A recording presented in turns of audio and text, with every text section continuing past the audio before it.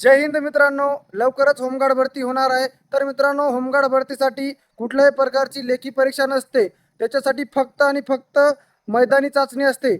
आपलं जसं की पोलीस भरतीमध्ये मैदानी चाचणीमध्ये 3 इव्हेंट असतात, तसे होमगार्ड भरतीला 2 इव्हेंट असतात। 1600 मीटर धावणे आणि गोळाफेक। गोळाफेकला असतात 10 मार्क आणि 1600 मीटर धावणेला असतात 20 मार्क।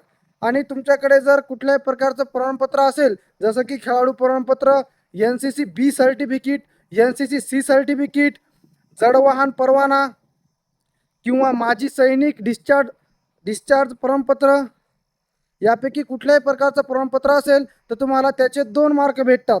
आणि यापैकी 2 प्रमाणपत्र असतील तर तुम्हाला त्याचे 3 मार्क भेटतात।